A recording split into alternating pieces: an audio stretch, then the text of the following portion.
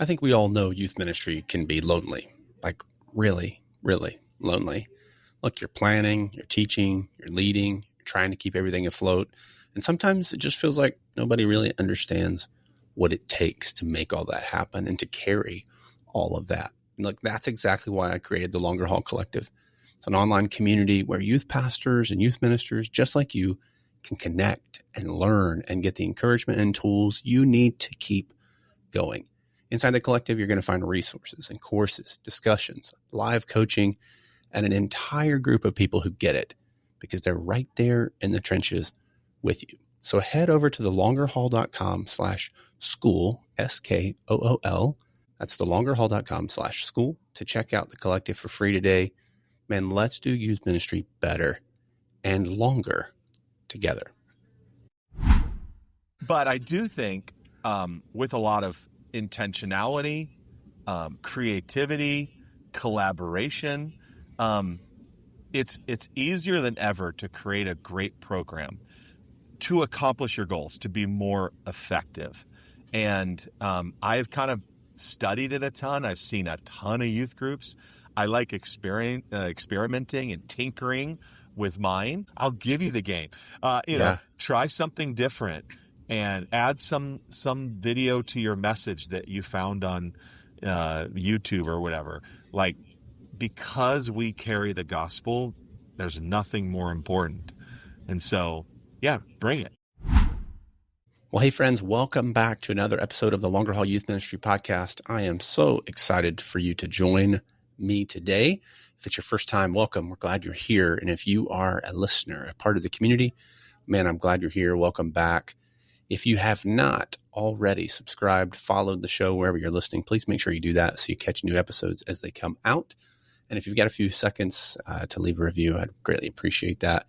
I feel like you hear that so much on so many podcasts and now so many YouTube videos, but it really is really, really helpful in helping others find the show and even improving the ranking a bit so other folks can find it. So if you find anything helpful from this podcast and you got a few minutes to do that, I greatly appreciate it. It means a lot to me. Thanks again for giving up your time today to jump in to this episode and this topic. We're going to tackle today a topic that I think often maybe doesn't get the intentionality that it deserves, certainly not always getting the creativity that it deserves. And that's the idea of programming in youth ministry. And what do we mean when we talk about programming? We define that. We talk about that today, as well as some really practical helps and tips for you as you think through all of the things when it comes to programming in your youth ministry, whether that's your midweek, whether that's weekends, whether that's camps, whether that's retreats, or just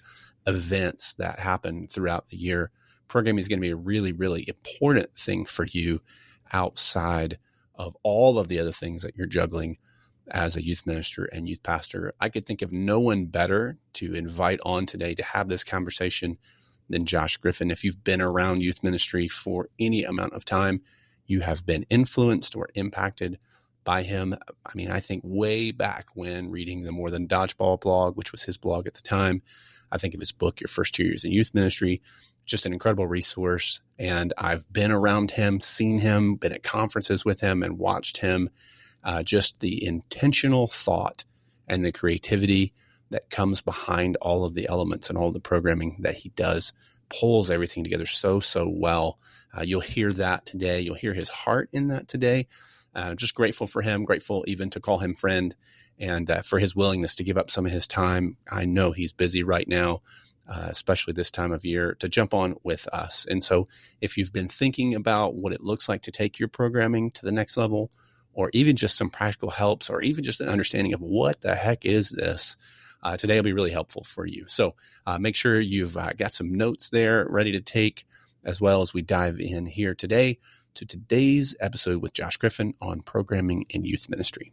Welcome to the Longer Haul Youth Ministry Podcast, helping you survive and thrive in youth ministry. And now, here's your host, Jody Livingston. Well, hey, Josh, thanks for jumping on today. I am, we were talking a little bit before the recording, excited for us to jump into this topic. It's one that I feel like maybe years ago when the whole world was in black and white and we were using overhead transparencies. It was something that we've often thought about, but it just feels like we've just kind of almost resolved to be the idea of programming in student ministry we're going to tackle today is kind of just a game. And so I'm excited to have you on. For folks listening who wouldn't know you and had not heard, just maybe take a moment, introduce yourself, a little bit of your journey, kind of what you do now, and then we'll go from there. Absolutely. My name is Josh Griffin, and I'm a junior high pastor, and I run a junior high ministry at a church here in Southern California, and also co-founded Download Youth Ministry and Youth Ministry University. I've been doing this thing a long time. So since the 90s, since the 1900s, my junior hires like to say. That's right. Like they asked me about the Oregon Trail, and I'm like, okay. Yeah. I had someone ask me last night or this week at midweek, hey, when you moved west, how did you survive dysentery? And I was like, what are you talking about? That's so brutal. No, but I first of all just want to say thanks for having me on your program, and congratulations on the book. It's incredible. Yeah. Thanks. And your legacy in youth ministry is to be celebrated and commended. I hope it's not the exception, but it becomes normal. Right now, it's like an outlier. Yeah. The guy staying in the youth ministry till they're old and gray, and I'm old, not gray yet. When you think about programming, what does that mean? Let's define it for folks first. Yeah. The beast that we have to feed every week that is always hungry is our program. So whether that is youth group on Wednesday night or Sunday school on Sunday morning, which is what I started with years ago, small group programs, youth services, whatever it is a program somewhere around an hour that you are responsible for and you will be judged on. So the only number that matters in my junior high ministry, just keeping it real, is our weekend services combined number. That's the one that is looked at every single week and determines if I'm doing a good job or not. Now, we could go into a whole nother podcast about that. Yeah, for sure. But let's not, and let's just admit that's how it is. Yeah. And so in that hour, there are certainly some things that you want to accomplish. And there's also an emotion. There is a flow. There's a lot of judgment happening. You have a really tough audience because you have first-time guests that were brought there by a friend or are visiting with their family, and they force them to go to youth group or whatever. Yeah. And you also have like seeking kids, hardened kids, fully devoted followers of Jesus, Christian kids, and it layers within that too, going, you have homeschool kids, and this is their social hour. This is the only time they get to hang with anybody. That's right. And you're giving, you're obviously, our mission is to share the gospel of Jesus Christ and have kids be drawn close to him and their lives be transformed by him. You got to pack a lot into an hour and to a lot of different ears that are in the room. And in my case, they're also junior hires. So they're squirrely, attention spans are short, and my whole future is being judged on this 63 minutes that are happening, on Sunday morning or Wednesday night, whatever. So I think a significant amount of attention needs to be paid to your ongoing regular program.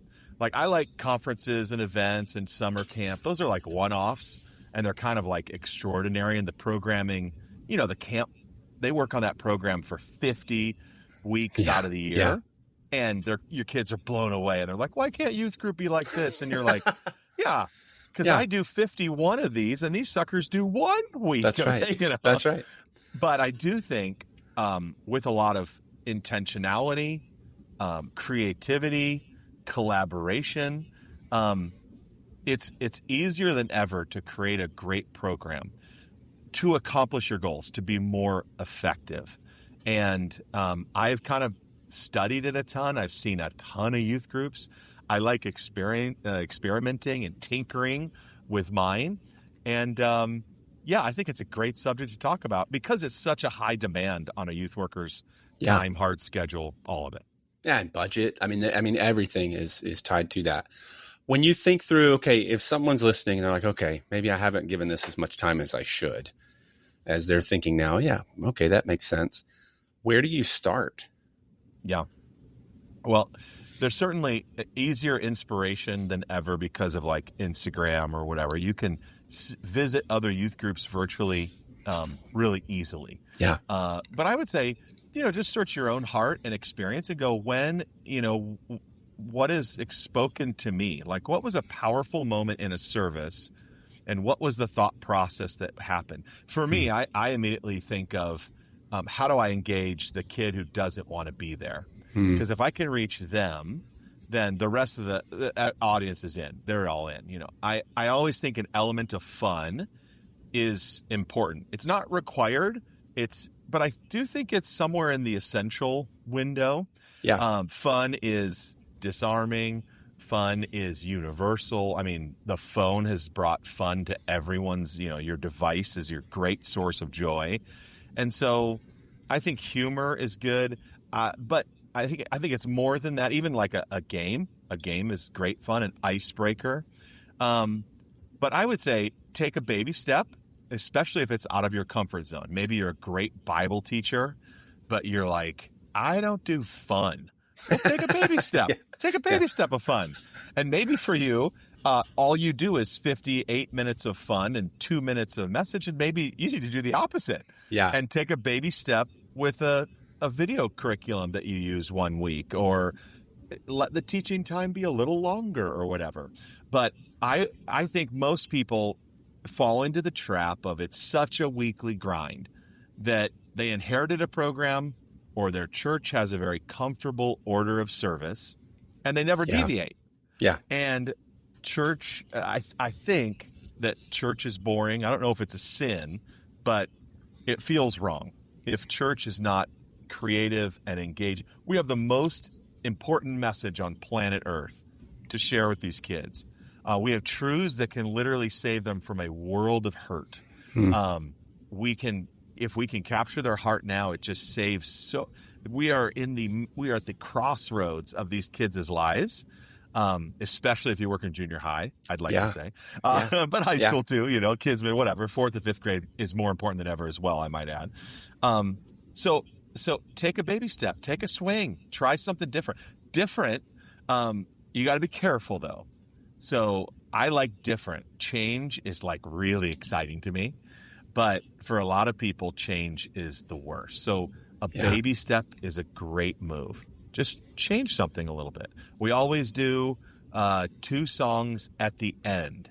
Great. Well, try 2 songs at the front and see how it changes the emotion, the time, the center of the room. We always start, we always do the same thunder and lightning with the basketball hoop in the church or whatever. We'll try a game on the screen that's not a one-trick pony. You got to be an athlete. You got to be kind of athletic. You got to be, you got to like basketball. Try something different. And so variety is the spice of life. And so we are constantly changing things. But I would also say we're trying to be safe. Yeah. If you change too much, you're going to, blast the kids with change. They're not going to bring their friend because they don't trust you anymore.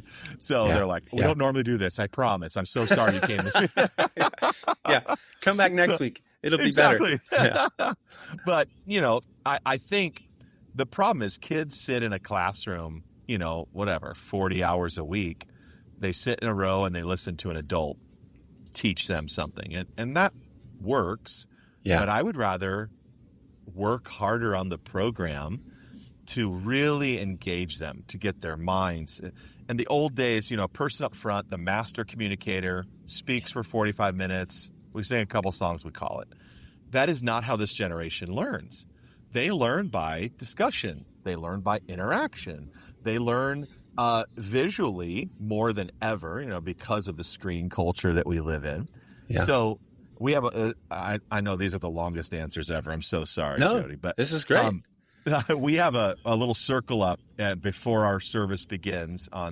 We have service on Saturday and Sunday. So we get there on Saturday, a bunch of student leaders. It's great. And at the end of our circle up of like, you're running the lights and blah, blah, blah, the kids will always ask the speaker, which is not always me, but oftentimes me. They'll say, Pastor Josh, are there any videos or pictures in the message?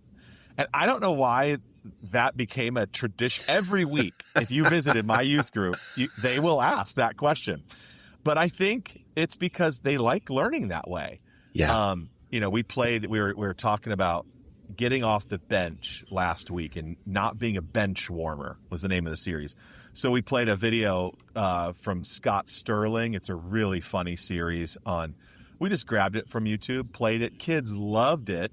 And then when I said later, hey, God wants us to get off the bench. You've been given talents, gifts, and abilities. You need to serve. He doesn't want us to sit on the sidelines. He wants you to be Scott Sterling. And it just adds, it's silly. It's, if you don't know, Scott Sterling always uses his face. So when he's a goalie, he saves with the face. When he's volleyball, he blocks with his face. It's hilarious. It's hard to explain. It's so funny. But that adds a dimension to the call to action. So they're like, oh, that Scott Sterling thing was so funny. And he was in the game, and God wants me in the game, or whatever, So I actually think with a little bit of creativity, a little bit of programming, maybe a little stealing or purchasing, whatever, don't steal from Download Youth Ministry, but you can make the message deeper. You can make the impact stronger. I'll give you one example of programming that I really like. It's newer in our youth ministry, but in our church, you say, when you follow Jesus, you say, I believe. In our adult service, you stand up during like an invitation time, and you say loudly, like yell in the middle of a 2,000 people. You say, I believe. And it is a cool moment. I can't believe it works. Yeah. I can't believe people stand up in the crowd of 2,000 and say, I believe. And then someone else over here says, I believe. And it's so powerful. It's beautiful. But in junior high, I'm like, is a junior higher going to stand up and say, I believe? I don't know. That's a tall order, Yeah. I grew up in the invitation culture of the past, whatever, which is great. Yeah. I still think there's a place for those too, by the way. As you program, you might be like, you know what? We never do an invitation. Let's, whatever. But for us, our ongoing one is we have a wall. It's just a couple pieces of plywood or whatever, but we put Lego sheeting across it, like the flat, I don't know what they're called, whatever, green plates. Yeah. And it says, I believe on that wall. And when you follow Jesus, in our language every week as part of our program, we say, hey, this week, if you've given your life to Jesus, if you said, I believe for the first time, head on over as we leave. So it's a little softer invitation. Yeah. Grab a Lego brick, a clear Lego, write your name on it and put it on the wall. And it's amazing how kids will walk over to the wall and they'll take their Lego brick and put it on. And it's a statement, but it's also a program element that kind of keeps the gospel centered, which is fantastic, but is also like a creative way of expressing the same thing that our church does. It's a tradition. I think it's important to like try new things and beg, borrow, steal ideas and inject them in your program. You might be surprised at watching the engagement go up, if I had a parent in the back of the room, they're like, that's awesome. Or they're laughing. I got kids laughing at Scott Sterling, and then I'm hitting them with the truth that they need to get into the game. So, I like to think of the service or the program as like there's an arc to it. There's ups and downs. There's emotion. I don't want to create an emotionally driven decision. Right. And I think we could, acknowledge that has happened in the past, right? But recognize that emotions are good. They're part of our life, and they're directly connected to attention and impact. And so what emotion are your kids feeling in the beginning, the middle, the end? I think it's a good thing to dive into and then figure out how to reach those kids too. Yeah, I love the Lego thing because that's connecting to the larger culture of the church. Yep. Right. So many times I think we can unintentionally, sometimes intentionally, we kind of program our ministry into a silo that's very distinct. And so, man, that connection is cool. That's powerful. Let me give you one more example, because I think this is a really intentional programming element to think about. Our adult services end with a prayer. It's a prayer of blessing. They call it a benediction. Yeah. And it's like may the Lord bless you and keep you, make his face shine upon you and give you peace, go, blah, Yeah. blah. It's nice. It's a little liturgical tradition that in our very non-denominational modern church is cool. I really like it. Well, I'm about 3 years into the junior high ministry, and I go, wait a minute. Why aren't we doing I don't want to call it a benediction, but why aren't we doing a blessing at the end of our service? And here's my thought process.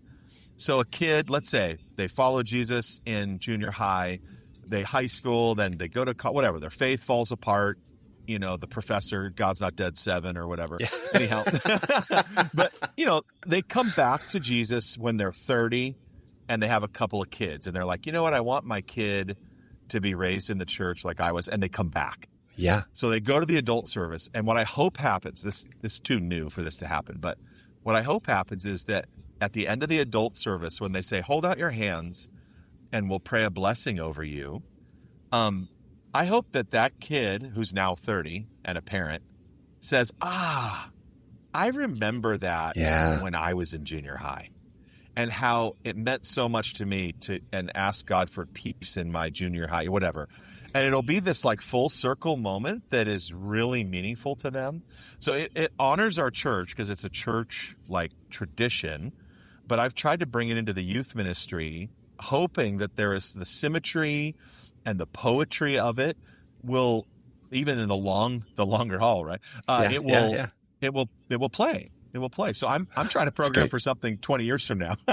Yeah. Well, and we talk about that all the time. I think if you've been in ministry for a while, you reach a certain point where you are programming with the end in mind. Like exactly. Not just the end of the night or the end of the year or the end of, but like, what do I want these kids to know when they leave my ministry? What do I want them to be thinking about and know 5 years after they're out of my, like, those are the things that we're building toward. And programming of the night, to your point, even like that one thing, it all builds and adds. Yep. When you start thinking through programming for a night, where are you starting? Yeah. I start where I know I can get a quick win. So that's in the fun. That's in the hook. That's in the why should I listen? If I'm writing a message, it's in the why should I listen to this guy on stage? It's the inductive opening. I just know that that's my lane. I can disarm you. I can make you laugh, and I can shove truth down your throat. Like I got that. I usually start, honestly, these days, this sounds like a self-promotion, but I promise you it's not. I go to Download Youth Ministry, and I just am like, okay, this week we're starting a new series called Love Life, and I've got a great message. I'm very excited about it, but I need some. So I found a video on love, plugged it in, $5. I found a game on love. It's like cheesy pickup lines. Okay. And $5, throw it in. So now I know I have a good countdown video, a fun, engaging, like crowd video. I've got a good game on theme. My worship leader is probably going to do, How He Loves Us or whatever, some kind of song. Yeah, that's right. And then Reckless Love, probably. Reckless Love, of course. Yeah. Sloppy Wet Kiss or whatever. Yeah. So I feel like Download Youth Ministry in today's world, which I did not, we didn't have this back in the 1900s with the dysentery. No. But Download Youth Ministry, the idea of it is if you have a loose idea, you can grab something to form up that idea really quickly. Yeah. So I don't default to like big crowd games. I prefer like a screen game. But again, shake it up a little bit. Yeah. But starting with DYM, which has 10,000 resources and blah, blah, blah, again, sounding way too commercial now, but it just makes it easy. Like the reason we created it is because we're like, if this existed, do you know how, pick an idea. Like we want to do like a winter retreat called Redeemed or whatever. Yeah. Well, type Redeemed into it and then grab your sermons, grab a couple of videos, grab a couple of you're done. So I think programming has never been easier. But if it's not your gift, like my default setting is I think program. Our church thinks program, come to us. Yeah. And not every church is that way. Some churches are very missional. Like we're still in the like come and gather, and DYM and other tools like it make it really, really easy. Is that something, like you said, that's kind of your lane? Do you feel like that was from the jump? You just thought that way, or is that something you learned, something somebody taught you? Yeah, that's a really good question. It's hard because the answer now is it's all I think about. Yeah. I would say when I started, I realized there was an art to this whole thing. There is an art. You go to a concert and you're blown away by the spectacle. Well, someone has programmed every element, of Taylor Swift jumping into an ocean of LEDs and then she disappears and it swims and there's fireworks and the Jonas Brothers or whatever, Yeah. That sounds like a very personal example. Yeah, well, I happen to be a Swiftie. By the way, there are some great Taylor Swift and Travis Kelce games on DYM. No, I just think I am a student of that. I'm like, okay, she is like not just Taylor, but even when I go to a production, I got to go see Hamilton. Oh yeah, in England, which was hilarious because I'm watching the You're like, English people talk about their history, but it's so good.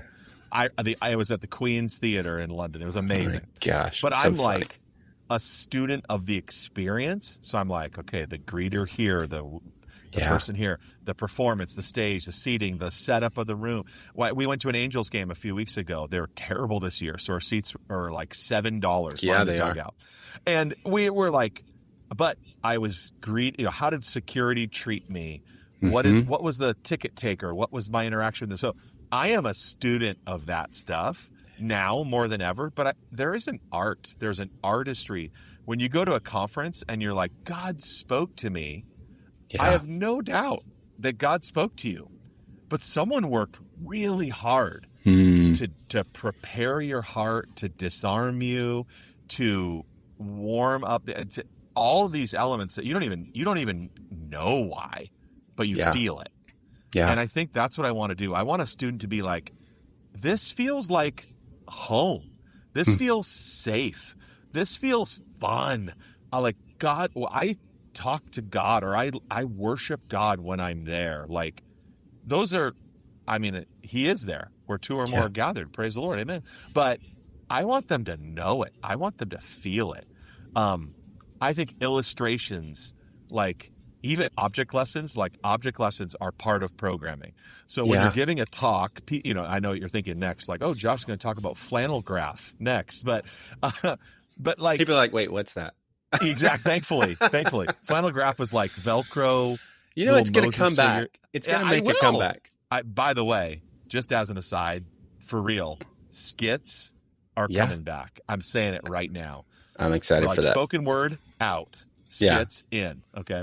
Drama teams are going to make a comeback. Yes.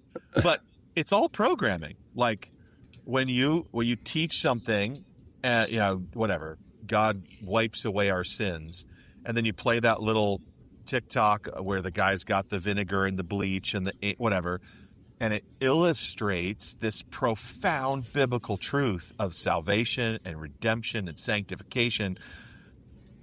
That's programming. It's beautiful. And chances are, they're not going to remember the games or the fun or even your messages, but they are going to remember how they felt. Yeah. They're going to remember that they were cared for. This is a little programming. It's not really like order of service programming, but I want every kid to get a high five when they come into our ministry, or a fist pump or something, and it's just a value of mine going, I want every kid to be seen, noticed, loved, cared for, laugh, and hear God's word being preached. That's great. So yeah. Anyway. Yeah, we would say similar. We would be, no one sits alone. Right? I love it's kind that. of a thing. Love no one sits alone. What do you think mistakes that you see? What are the mistakes you most? Obviously doing nothing is a massive mistake. Of course. But when you think through mistakes you see folks making when it comes to programming, what are those that come to mind? Yeah, I would say, doing nothing is the cardinal sin. Doing the same thing over and over again is a cardinal sin. I would say maybe too much too soon. So if you're like, we're just not in a games culture, and you bring in like a huge chunk of time for games. That's a mistake. Don't do that. Throw in a little icebreaker for a month, and then throw in an icebreaker and a discussion question. Then throw in, maybe change it up and do a game, a 10-minute game or whatever. Small is good. I would say changes at the wrong time. Like if you come to our service, it's going to look pretty familiar for about a quarter, and then there will be a significant change. So we do a silly thing where we did a mystery box. And so if you sign in, you wear a name tag, and then you have a mystery box. One kid who signed in will win the mystery box. And we do that for like 3 or 4 months, and then we change it up and we get rid of the mystery box and we do something else. And so I think too much change too fast or out of the right time, like the calendar has really opportune times to make big changes. So fall kickoff, great time to introduce big changes. The new year, obviously. To a lesser degree, the start of any series, the beginning of any month is the way we do that. Every month is a teaching series, so we'll do 12 teaching series a year. So maybe the beginning of the month would be better. But if you're on week 3 of something in November, stick to your plan, stick to what you're doing. But if it's January 7th, blow it all up, change things too. And then I do think you got to be aware of the culture of your church, because not everything you see at somebody else's ministry is going to work for you. So if you just go and copy paste the programming of somebody else, and you're like, they have such a worship culture over there, so you bring in 12 songs and a whatever, that's just, it doesn't work that way. Or you're like, they do, or I want to bring in messy games and have kids like drink a blended up Thanksgiving meal or something. Maybe that would work, but probably not. Probably not. You might be better warming up to that idea or doing a big messy night as an activity that you do it once and it's done. So just don't copy and paste the stuff you see. You got to kind of know your culture, your tone. And I would also say this: when you fail, you try some programming and you're like, ooh, that was not good. That bombed. Or I think I did more damage than, I don't think, the Holy Spirit didn't even show up after that. It's okay, because you're taking swings, you're making attempts for the sake of the gospel. You're trying to be more effective. And you're going to take a wrong turn every now and then. That doesn't mean you stop. That doesn't mean you give up. It just means you try something else. Or you do something, you're like, they just don't like games. Games, they just don't like games. I hear youth pastors say that a lot. Like, my kids just don't like games. I'm like, well, maybe because you don't play enough, or maybe you just suck at leading them. And so maybe there's probably somebody who's really fun in your youth ministry. Have them run it. Totally. And then you get the credit, like you don't have to be the one to do everything. Exactly. How far out are you programming? How far are you out planning your programming? Whenever I hear people at a mega church and it's like the middle of summer and they're like, we're working on our 47 Christmas services, it makes me want to throw up. I'm like, no one should be that far. I respect it. I just don't believe it. And also, worship leaders need more things to do if you're working on Christmas in July. But that's right. It's just karaoke, guys. It's not that hard. That's right. Everybody knows the songs. Everybody knows the songs. No, it's a different arrangement. It's a new arrangement, Josh. It's a different arrangement. The only person who doesn't know the words to the songs is the person leading it, because they're babysitted by the pro presenter. Anyhow, I would say 4 weeks is ideal. So I would say it goes in like when you see something in the distance and it's really blurry, but you could still see it's there. That's how I like to plan. So if you look out 5 months from now, really blurry is the name of my series.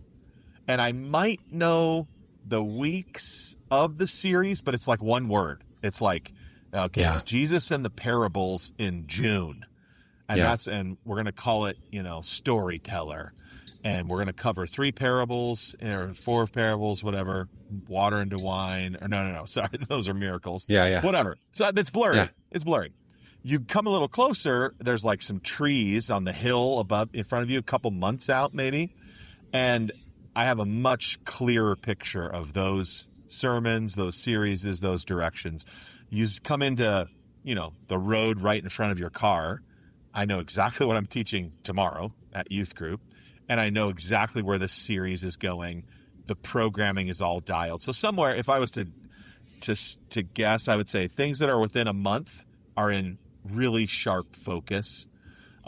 Things that are 2 to 3 to 4 months out, I'm aware of. I'm collecting illustrations for my talks. I'm thinking about programming. I'm looking for changes and ideas. I'm stealing ideas like, oh, this love series, so I'm going to do that whenever we do love or whatever. Yeah. And I know all the way to summer, even already, probably till June, the out of focus, but I'm aware of it. Yeah. No, that's great. And you've not always been a junior high guy. No, it's relatively new. How is that shift different in programming? Yeah. I think high school ministry is harder than it's ever been. I started in both for 8 years as a pastor in Michigan. Then I was high school only at Saddleback Church for 13 years. We were at that church. And then started Download Youth Ministry in there, all that. And then Bennett Mariners 7 and just junior high. And so I think what's happened is, junior higher they've always been more immature, shorter attention spans, sillier, all that stuff. Easier to win over, I would say. Yeah. They just want to be seen, and just someone that knows their name or a little bit about them is huge to them. High schoolers are more difficult because there's more independence than ever, independent thought more than ever. The tension between parents and high schoolers is very, very strong, that differentiation that's happening. I do think, I'm not a doom and gloom technology guy by any means, but the influx of the phone has brought the same schools of thought that happened in college and beyond into the high school world. Students are busier than ever, especially in junior hires still have time. Junior hires still come with their parents. So I really like junior high ministry right now. It feels super, super important. And as I mentioned earlier, I do think 4th and 5th grade, that preteen world, or 4th through 6th, depending on how your school systems break down, is critically important. Yeah. So I think 4th and 5th grade is probably foundational now, where it might have maybe used to be, a little older. And I think junior high is kind of the front lines of a deeper faith. And then high school is a battlefield right now. Yeah. And so if you're in high school ministry, or if you're responsible for all, that is a tall order. But one of the things I read in Scripture is that His mercy endures to all generations, baby. So I believe it, and I'm counting on it. So whatever age you work with, the Lord is speaking to that generation, and He's chosen you. And so bring everything that you have. Bring your excellence. Bring your creativity. Bring your, I saw this and I'm going to try it here and hope it works. Bring all of your passion to the table, because we get to show this generation the mercies of the Lord. Let's go. I'm 50 years old and I'm in deep. I'm not going anywhere as long as they'll have me. But I'm going to fight every day to be as creative and as engaging, because I am a bearer of the gospel to this generation. And so take a baby step, take a swing, take a risk, try a game. If you don't have a game, I'll give you one. It's at $5. If you're like, we don't even have $5, I'll give you the game. Try something different and add some video to your message that you found on YouTube or whatever. Because we carry the gospel, there's nothing more important. And so, bring it. You're breaking every stereotype. You're going backwards. You're getting older and you're going backwards. Most, all the people in our church that are like, when are you gonna be a real pastor? You're like, you're going the wrong direction for most people. I am seriously toying with going to 4th and 5th grade ministry. Yeah. If an opportunity arises. I feel like it will in the next couple years. In our particular church, I serve at Mariners Church here in Southern California. I think I would like that. I think, and I also think that, well, here's just a total aside, but that part of our kids ministry has remained very kid centered. Yeah. And I think that you can't treat those people as kids anymore. They are already the preteen. We would call them preteens. They're teenagers now. Yeah. So actually, so many of them have phones. It's crazy to me. And smartphones with full access to everything. Like, shoot. I'm seeing more, not a ton, but more and more churches take that preteen and put it underneath the student ministry. That is the right move. We're not there yet. And as soon as, if I take over that in the future, that will be my first ask. And it's hard because you're structured with staff or a budget or facilities, the 4th, 5th grade is over towards the kids area or whatever. I would want it in the youth area. But I think it's the right move. If you treat a 4th grader like a kid or a 5th grader, the end of their 5th grade year, they're still in kids ministry. You're going to lose that kid. I'm sorry. You have to program. I mean, I think that's a good principle. We're talking about programming, right? Yeah. You have to program to the age of your kids. And if a kid in 5th grade is getting the same video curriculum as a kindergartner, you have a serious problem on your hands. Hard. That's hard. So that's really hard. Yeah. Well, Josh, thanks, man. If folks wanted to connect with you, obviously Down on Youth Ministry is a great resource, great place to go. Where's the best place for them to find you? Yeah, probably. I mean, Down on Youth Ministry gets a huge chunk of my life and time, but on social media, it's at Joshua Griffin. That's what my mom would call me. And happy to, I post a ton about youth ministry there, or at download YM as well. But yeah, I have a really unique perspective. I get to travel and speak a lot and all that too, in addition to junior high pastoring. And Download Youth Ministry gives us a really good vision of, what programming in youth ministry looks like. And so, but I'm still a student of it. I'm going, I'm always looking, I'm always thinking, how did they, the stupid cup game where they hide a ball under the cups and whatever. We have a version of that on DYM, but I'm like, I love that stuff. So I'm like, that was a really good tie-in, and how could I use that to be like your hidden gifts that God's given you? Or we have this piece of software from Download Youth Ministry called Sidekick, and it lets people use their phones.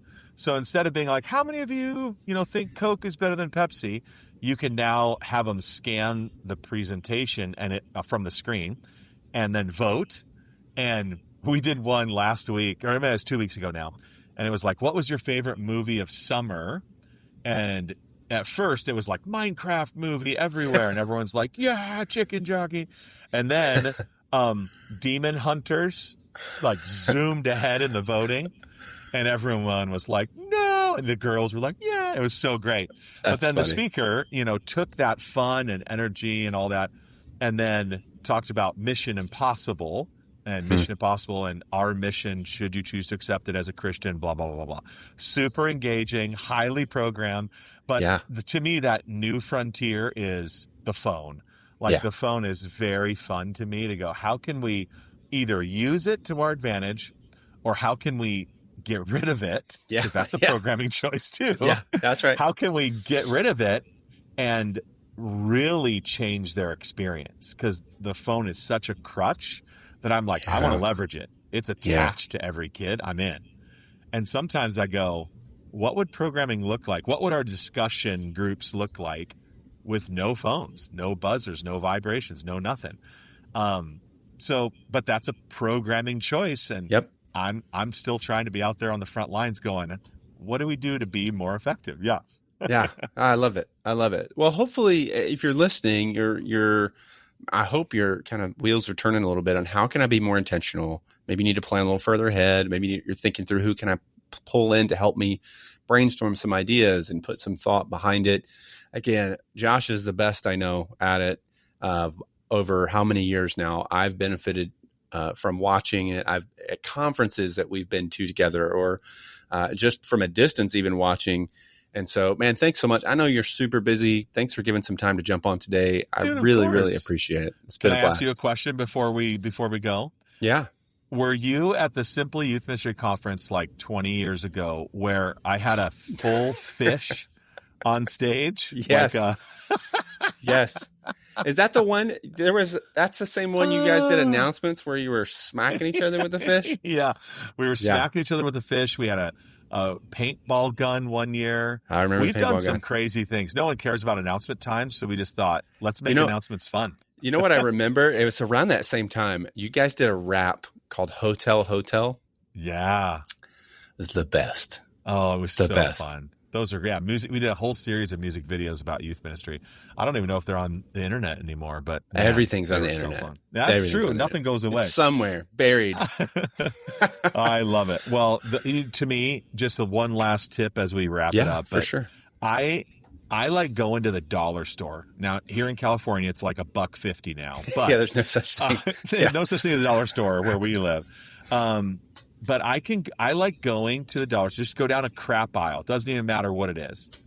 And make a game. Yeah. Or come up with an illustration. Like, I get such a kick out of the pressure of being like, okay, I have a $6 budget. So what is that? 4 items. Math is impossible. Yeah. Or maybe in your town, it's all 6 items. Yeah. For $1 still. You might get 8 items. Yeah, exactly. And I go, okay, I got a plunger and, whatever. I just enjoy that so much. Even prizes, you can add fun programming to a can of Pringles. Yeah. Is a great prize. We stole, this is not good, but I'll just tell you, we stole beans, a can of beans from our food pantry one week, and beans became the most coveted prize. So we're giving away gift cards and kids are begging for the beans. It's fantastic. Anything can be programming. We did extreme bingo last year for a Christmas party. Such a good, And we didn't have a budget. We'd spent all our money. And so one was like a picture of me. We did, but the best was we gave away a goldfish, and so we put it in this bag, goldfish? Like a live goldfish. And so somebody wins the crackers. No, like a real goldfish. So one person won the goldfish, another person won a fishbowl, and not the same person. So we gave away the goldfish. So they're like losing it because they're like, oh my gosh, a goldfish. What the heck? So the best part was we had a second goldfish. so everybody sees the first goldfish and they're like, that's so crazy. And then we had some gift cards. We had some decent prizes in there too. Yeah. And, but man, when they pulled the second goldfish, the room lost it. So funny. Lost it. And it was like $1 for a goldfish. Yeah, so cheap. Exactly.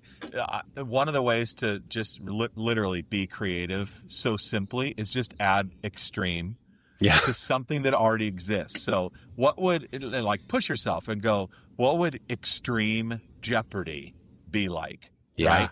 So we're doing at the conference here at Download Youth Ministry, we're bringing a bunch of people out to our church. We do about 100 people every year.